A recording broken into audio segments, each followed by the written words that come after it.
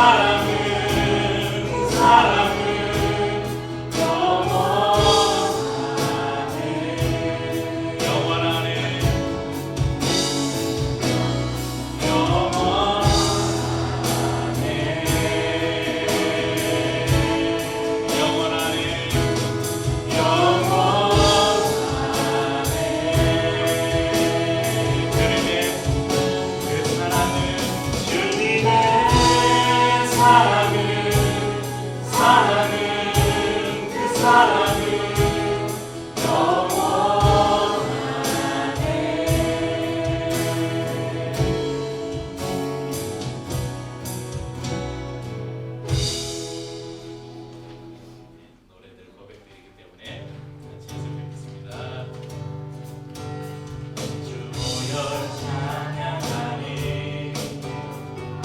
덮은 그늘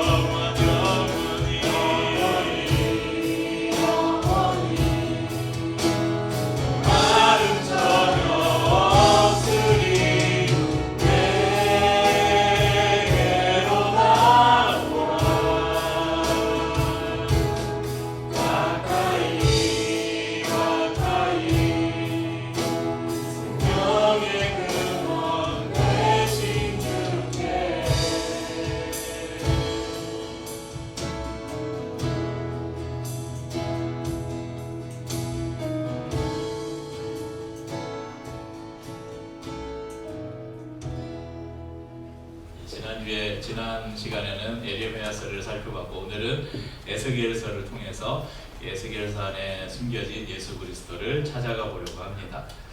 간략하게 에스겔을 소개하면 1장 3절에 이렇게 기록해요. 갈대아 땅 그발 강가에서 여호와의 말씀이 부시의 아들 제사장 나 에스겔에게 특별히 임하고 여호와의 권능이 내 위에 있으니라.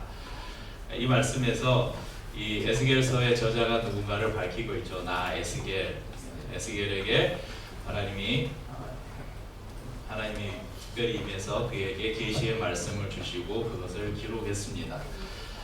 이 말씀에 보면 에스겔은 자신을 부시의 아들 제사장이다. 그러니까 제사장 가문의 아들로 에스겔 역시 제사장이면서 또 하나님의 선지자였습니다.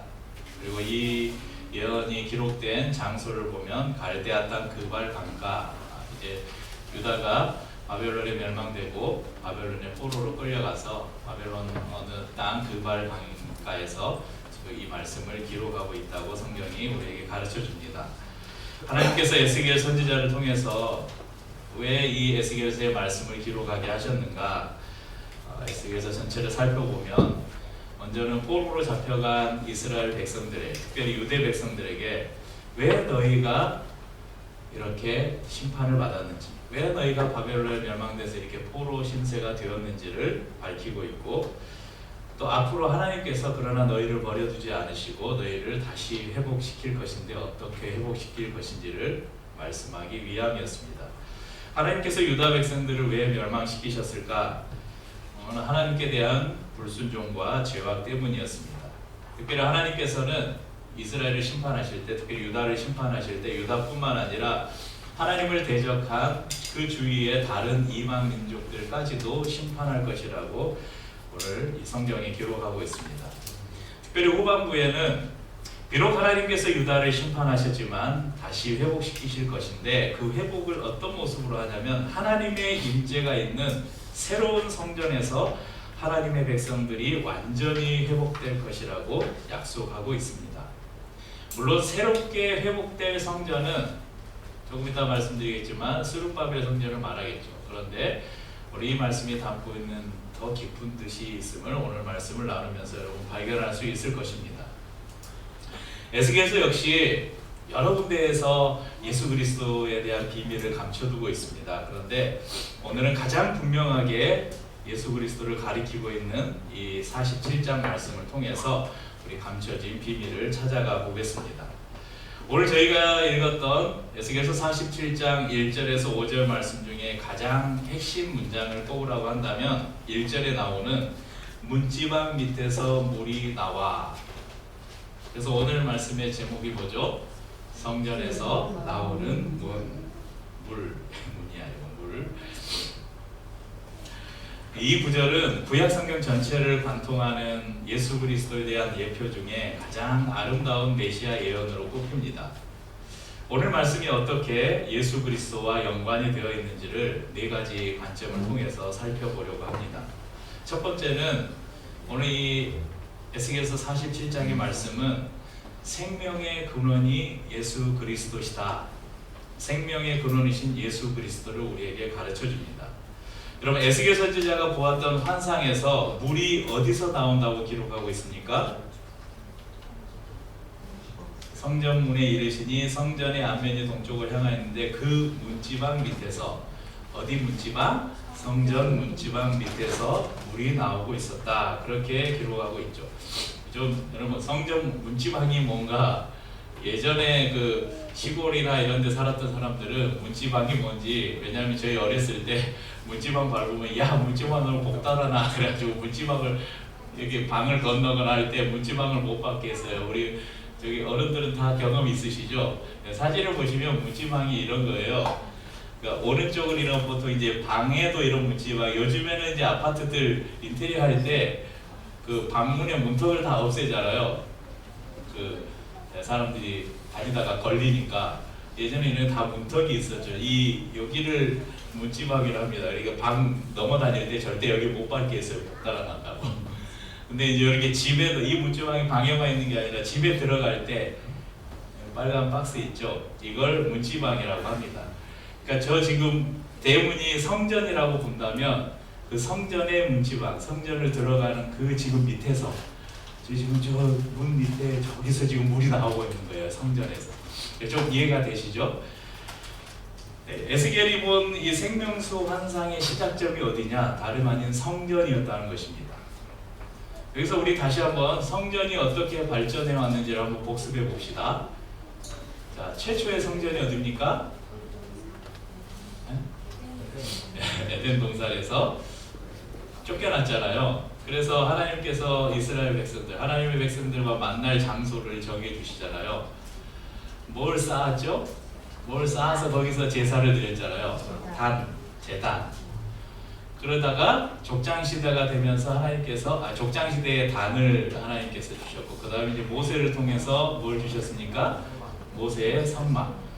이 성막이 나중에 다윗 시대 때 다윗의 장막이라고 불렸죠. 하나님의 법궤를 다윗이 장막을 만들고 거기에 모셔놨습니다. 이 다윗의 장막이 이제 고정된 성전의 형태로 나타났는데, 최초의 성전이 솔로몬 성전입니다. 이 솔로몬 성전이 바벨론에 의해서 다 파괴가 됩니다.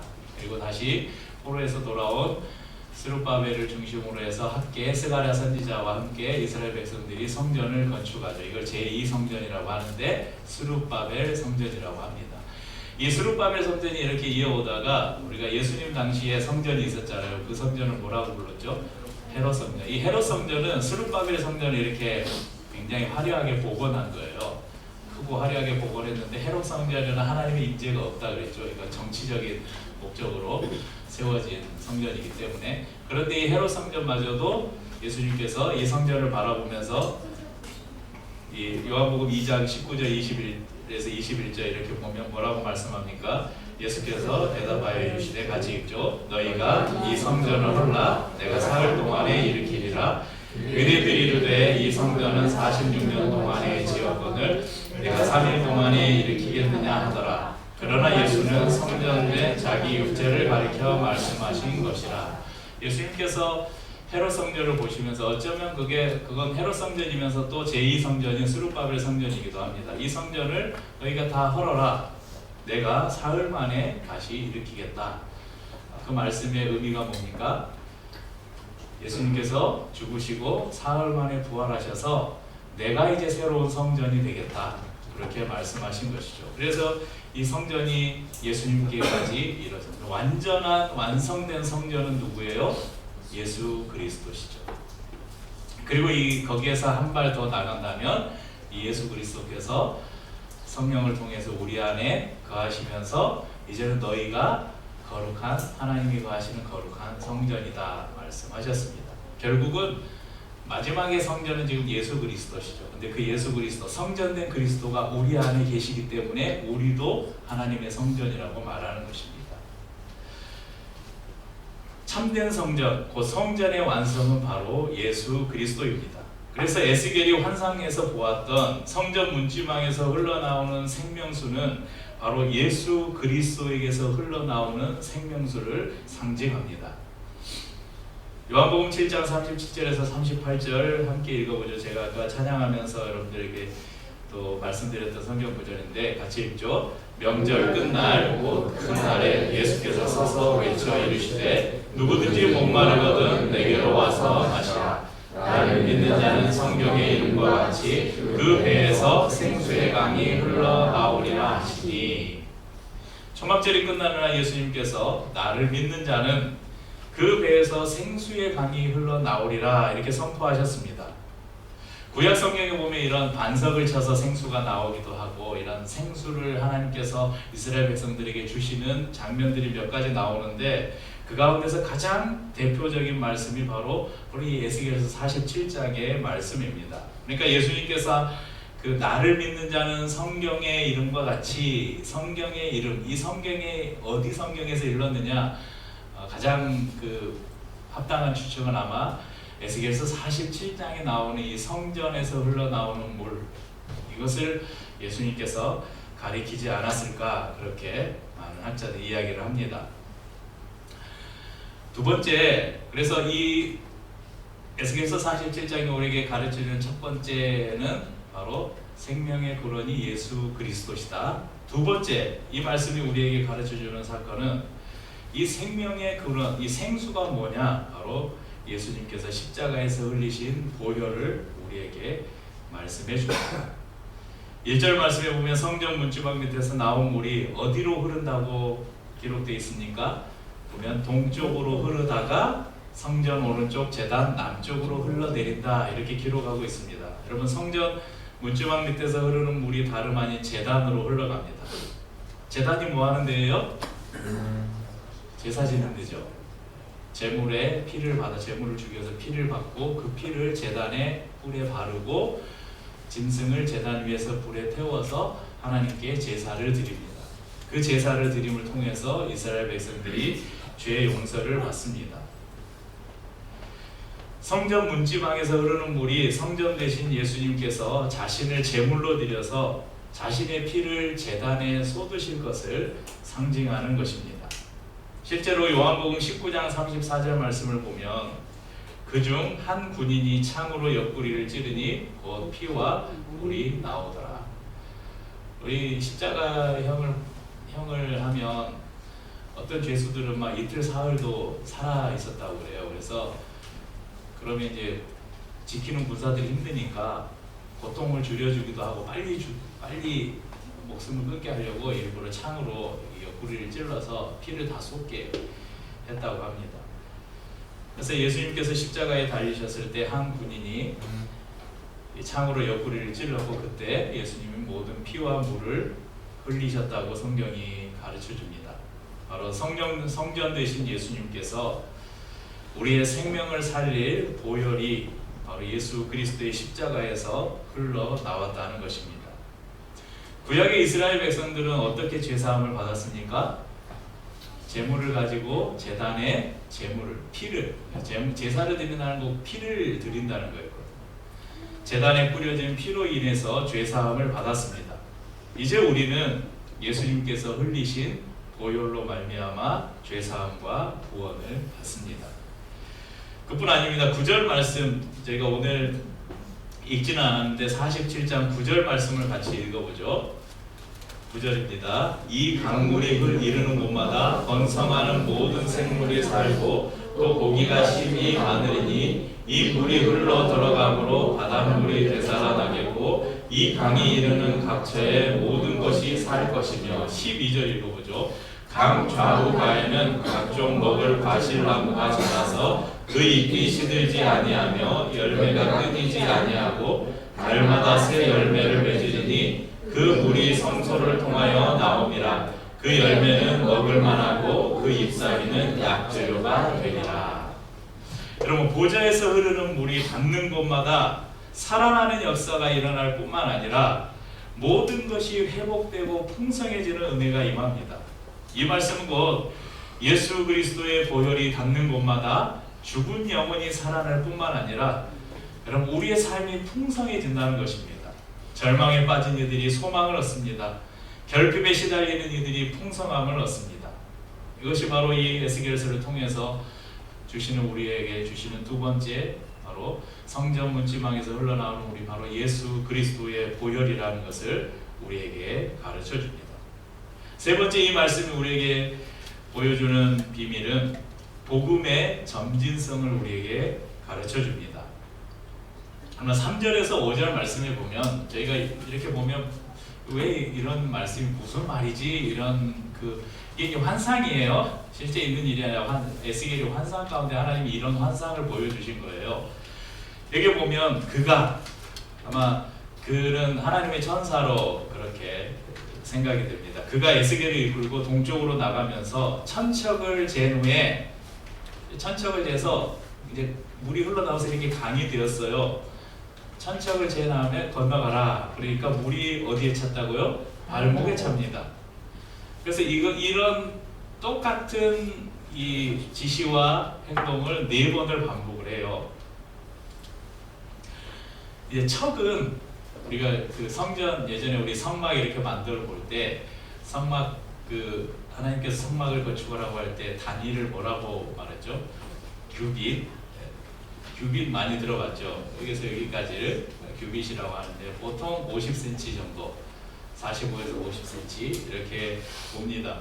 그러니까 정확하지는 않지만 이 척은 규빗과 같은데 우리 한국의 단위로는 척은 30cm 자 하나를 한 척이라고 해요. 근데 성경에서 척은 규빗을 말합니다. 그래서 50cm 정도를 말하고요. 그러니까 1000척이면 얼마예요, 길이가? 500m 아니에요? 500m.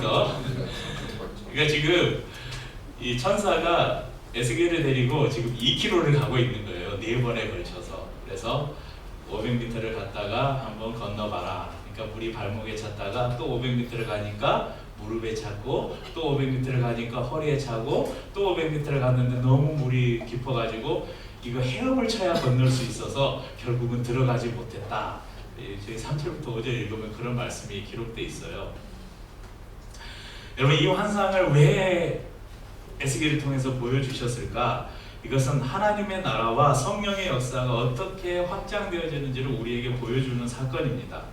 실제 예수님의 복음이 어떻게 확장되었는지 여러분 신약의 역사를 보십시오.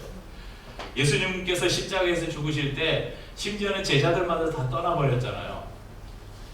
그리고 예수님께서 4일 만에 부활하셨을 때 예수님 주위에 누가 있었어요? 겨우 그 가룟 유다는 이제 자살해버리고 11명의 제자들, 그리고 예수님께서 그 마가의 다락방에 모인 사람들, 또 예수님께서 승천하실 보면 500의 형제들에게 보이셨다. 그래서 아마 한 500여 명 예수님을 따르는 사람들이 남아 있었던 것 같아요. 그런데 오순절에 그들에게 성령이 임하시고 이 성령에 충만케 된 사람들이 나가서 복음을 전할 때 수많은 수천 명의 사람들이 예수를 믿게 되고, 이 사람들이 예루살렘에서 이제 어디로 갑니까? 온 유대로, 유대에서 사마리아로, 사마리아에서 이제 이방 땅으로 이제 이들이 복음을 들고 흩어집니다. 그래서 이 복음이 전 세계로 이렇게 확장되고, 여러분이 동방의 작은 나라 이 한반도에도 이 복음이 들어와서 저와 여러분까지 우리가 예수를 믿고 지금 하나님을 예배하고 있는 이런 놀라운 일이 일어난 것입니다. 이 복음이 마치 처음에 성전에서 나오는 이 성령의 역사가, 이 복음의 역사가 처음에는 발목밖에 안 찼지만 점점 이 물이 차오르더니 완전히 잠기게 되는, 결국 하나님의 복음이 예루살렘에서 시작해서 온 이 우주를 덮게 될 것이라는 이 복음의 점진성을 이 말씀은 우리에게 가르쳐주고 있습니다. 이거 크게는, 이 환상은 크게는 하나님의 나라, 하나님의 복음에 관련되기도 하지만 작게는 우리 개개인의 신앙에 관해서도 말씀해 주는 것입니다. 여러분, 우리가 예수님을 처음 만났을 때 어땠습니까? 어린아이처럼 아무것도 모르고 모든 것이 낯설고 서툴었죠. 하지만 성령의 은혜가 조금씩 우리를 사로잡고 우리를 인도해 가실 때 우리가 조금씩 자라가면서 어느 순간에는 내가 받은 은혜가 요 발목쯤 온 것 같은데, 조금 시간이 지나 보니 한 무릎 정도 찬 것 같아. 조금 더 지나니까 이제 허리 정도까지는 찬 것 같은데, 조금 지나니까 이제 나 은혜 안에 잠겨서 내가 그냥 뭐 은혜 안에서 수영을 헤엄을 치고 있는 거예요. 이런 개인의 신앙적인 경험도 할 수 있습니다. 이 사건을 통해서 하나님께서 우리에게 보여주는 놀라운 상징입니다. 에베소서 4장 13절에서 15절에는 이렇게 말씀합니다. 같이 읽어보죠. 우리가 다 하나님의 아들을 믿음과 많은 일이 하나가 되어 온전한 사람을 이루어 그리스도의 장성한 분량이 충만한 데까지 이르리니, 이는 우리가 이제부터 어린아이가 되지 아니하며 사람의 속임수와 간사한 유혹에 빠져 온갖 교훈의 풍조에 밀려 요동하지 않게 하려 함이라. 오직 사랑 안에서 참된 것을 하여 범사에 그에게까지 자랄지니 그는 머리 곧 그리스도라. 그럼 우리가 예수를 막 믿었을 때는 어린아이 같아서 세상의 속임수와 유혹들에 쉽게 빠지고 이리저리 흔들리기도 합니다. 하지만 우리의 목표는 온전한 사람이 돼서 그리스도의 장성한 분량이 충만한 데까지 이르는, 그리스도의 장성한 분량이 충만한 데까지 이르는 게 하나님의 은혜에 우리가 완전히 잠기는 것이죠. 15절 말씀처럼 결국 우리가 자라가야 할 최종 목적지가 어디입니까? 바로 그리스도에게까지 우리가 자라가야 한다는 것입니다. 오늘 에스겔서 47장 말씀은 이렇게 하나님의 나라가 어떻게 확장되는지 또 우리 개인의 신앙이 어떻게 확장되어 가는지를 우리에게 가르쳐 줍니다. 네 번째 마지막인데 오늘 이 본문은 요한계시록을 통해서 우리에게 이 예언이 어떻게 이루어졌는지를 확증해 주고 있습니다. 요한계시록을 기록한 사도 요한은 성경의 가장 마지막 장인 요한계시록 22장을 통해서 에스겔이 본 환상이 장차 예수 그리스도를 통해서 어떻게 완성될 것임을 명확하게 우리에게 증언해 주고 있습니다. 우리 에스겔서 22장 1절에서 2절 말씀 같이 읽어보죠. 또 그가 수정같이 맑은 생명수의 강을 내게 보이니 하나님과 및 어린 양의 보좌로부터 나와서 길 가운데로 흐르더라. 강 좌우에 생명나무가 있어 12가지 열매를 맺되 달마다 그 열매를 맺고 그 나무 잎사귀들은 만국을 치료하기 위하여 있더라. 이 말씀을 자세히 보면 오늘 저희가 읽은 에스겔서 47장 말씀하고 똑같지 않습니까? 바로 어린 양, 하나님과 어린 양의 보좌에서 흘러나오는 이 생명수 강이 흐르는 곳마다 생명나무가 있고 12가지 열매를 맺고 그 나무 잎사귀들이 만국을 치료하기 위하여 있더라.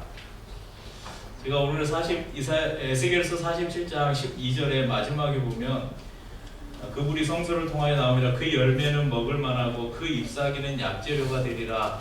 잎사귀가 무슨 약재료가 되지? 이 말씀이 잘 이해가 안 되는데 왜 이런 표현을 했지? 그런데 요한계시록을 보면 그 나무 잎사귀들은 만국을 치료하기 위하여 있더라. 이 예언의 완성을 위해서 기록한 말씀이구나, 이런 확신이 들었습니다. 에스겔 선지자가 환상 가운데 보았던 이 성전이 신약에 이르러서 어린 양의 보좌로 구체화됩니다. 곧 에스겔서의 성전에서 나오는 물은 바로 예수 그리스도의 통치와 은혜를 보여주는 완벽한 그림자입니다. 오늘 이 말씀에서 나오는 이 성전에서 흘러나오는 물, 이 물은 단순히 자연적인 물의 원소기호 H2O가 아니에요. 수소 2개와 산소가 만나서 만들어진 물이 아니고 어떤 물을 말하는 것입니까? 바로 장차 오실 예수 그리스도 십자가를 통해 구원을 완성하시고 완전한 성전이 되셔서 그분에게서 흘러나올 물, 그게 뭐예요? 그분의 보혈, 성령의 은혜, 이것을 상징하는 것입니다.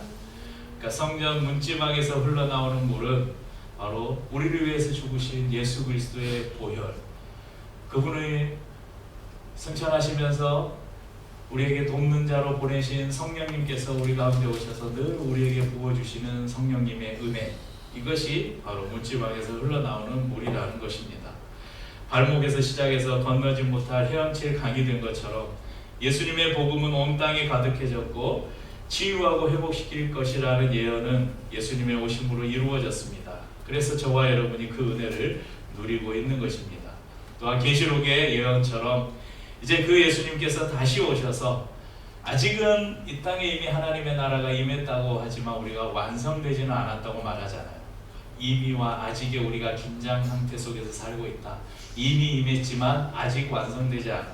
그러나 계시록에서 사도 요한을 통해서 계시한 것처럼 이제 에스겔 선지자를 통해서 그 예언된 그 말씀이 예수님의 오심으로 1차로 성취가 됐어요. 이제 이것이 사도 요한이 예언한 에스겔의 예언을 그대로 이어받아서 예언한 그 예언이 예수님께서 다시 오심으로 이제 완성될 것을 우리가 믿음으로 이 땅을 살아가야 할 것입니다. 다음 주는 저희가 전반기 찾아가는 예배가 있는 주일입니다. 그래서 오늘 이 말씀에서 나오는 성전에서 흘러나오는 물을 묵상하다가 찾아가는 예배에 대한 의미를 이미 들으신 분들도 계시지만 또 아직 처음 듣는 분들도 계시기 때문에 그런 의미를 좀 설명드리면 좋겠다는 생각이 들어서 잠시 말씀을 나누고 마치겠습니다. 저희가 일부러 시간을 내서 다른 교회를 찾아가고 그래서 함께 예배드리는 찾아가는 예배를 드리는 가장 큰 목적은 바로 우주적인 하나님의 교회를 경험하기 위해서입니다. 물론 다른 교회를 방문해서 우리가 예배드리고 또 그들과 교제하면서 때로는 저희 교회도 막 개척해서 저희 식구 몇 명, 한두 명 있을 때 다른 교회들이 와서 방문해서 함께 예배드리면 막 그 주에 얼마나 막 힘이 드는지 몰라요. 그런 경험이 있기 때문에 우리가 다른 교회에 찾아가서 함께 예배드림으로 그 교회를 위로하고 힘이 되기도 하고, 때로는 또 우리가 방문하면서 저희들이 위로와 힘을 얻기도 하고, 그런 은혜가 있습니다. 하지만 그것은 부수적인 것이고요. 다른 교회와 함께 예배하면서 우리 모두는 한 교회다, 우리 모두는 하나님 안에서 한 형제 자매라는 것을 그냥 이론, 머릿속으로 아는 게 아니라 직접 경험해 보기 위해서 우리가 찾아간 예배 시간을 갖고 있습니다. 저는 오랜 시간 이 예배 사역자로 사역을 했었습니다. 그래서 교회에 대한 고민들도 많이 했었고, 제가 교회 개척에 대해서 꿈도 꾸지 않고 전혀 생각이 없을 때도 저는 항상 교회가 무엇일까, 교회가 어떤 교회가 되어야 될까에 대한 고민들을 많이 했는데, 그 고민들을 예배학적인 관점에서 많이 했어요. 그래서 제가 기류의 교회를 시작하면서 저희 교회의 어떤 목회 철학, 교회의 방향성에 대해서 그런 제 철학이 많이 반영되어 있습니다. 그 가운데 오늘 저희가 이제 마지막 곡으로 부를 찬양이 있는데, 이 비전이라는 곡, 우리 보좌 앞에 모였네, 98년 부흥 98 음반에 실렸던 이 곡인데, 이 곡을 보면서 굉장히 많은 영감을 얻었어요. 물론 이 곡이 저희가 조금 전에 읽었던 요한계시록을 바탕으로 만든, 거의 그 말씀을 바탕으로 만든 곡이기 때문에 정확하게는 요한계시록 말씀을 통해서 그런 영감을 얻었다, 그렇게 말하는 게 더 맞겠습니다. 계시록 7장 9절에서 10절 말씀을 함께 보시겠습니까? 이후에 내가 보니 각 나라와 족속과 백성과 방언에서 아무도 능히 셀 수 없는 큰 무리가 나와 흰 옷을 입고 손에 종려 가지를 들고 보좌 앞과 어린 양 앞에 서서 큰 소리로 외쳐 이르되 구원하심이 보좌에 앉으신 우리 하나님과 어린 양에게 있도다 하니. 장차 완성된 하나님의 나라에서 우리가 드릴 예배의 모습을 미리 보여주고 있는 장면입니다. 그날에는 각 나라와 족속과 백성과 방언에서 큰 무리가 나와서 보좌 앞에서 하나님과 어린 양 예수 그리스도에게 영광을 돌리는 예배를 드릴 것이다. 저는 이 예배의 장면이 장차 우리가 죽어서 아니면 예수님이 재림하신 이유가 아니라, 우리가 이 교회의 예배, 우리가 이 교회를 장차 이루어질 하나님의 나라를 우리가 이 땅 가운데서 간접적으로 경험해 보는 것이라고 하잖아요, 교회를. 그럼 우리 교회에서 드려지는, 우리가 드리는 이 예배는 어떤 예배예요? 장차 완성될 하나님의 나라에서 드릴 예배의 모형이라는 거예요. 그래서 예배를 드리면서 저는 이제 이렇게 찬양에 인도할 때 항상 제 머릿속에 이렇게 회중들을 보면서 한두 번이 아니에요. 거의 항상 제 머릿속에 항상 이 맴도는 구절이 이거예요. 각 나라 족속과 백성. 그래서 여기서 여러분들 보지만 여기에 지금 각 나라 족속과 백성과 방언에서 나온 수많은 사람들이 모여서 예배하고 있구나. 이제 그런 막 환상을 가지고, 그래서 이 찬양의 제목은 비전, 환상이잖아요. 장차 될 일을 미리 보는 거잖아요. 이런 이제 꿈을 꾸는데, 저는 그것을 좀 직접적으로 체험해 보는 시간이 찾아가는 예배인 거예요. 우리 성도들만 아니라, 우리끼리만 아니라 다른 교회에서 다른 성도들과 함께 예배드리면서 우리가 그 예배를 드리지만 어디에 있는 거예요? 하나님의 보좌 앞에 있는 거죠. 저희가 5주차 가정주일에 이렇게 흩어져서 각자 다양한 방법으로 예배를 드리지만, 결국 예배의 장소는 다르지만 우리는 결국 어디에 있는 거예요? 하나님의 보좌 앞에 있는 거죠. 우리의 물리적 공간은 약간 거리가 있을지 모르지만 하나님의 나라에서 그런 물리적 공간이 무슨 의미가 있겠습니까?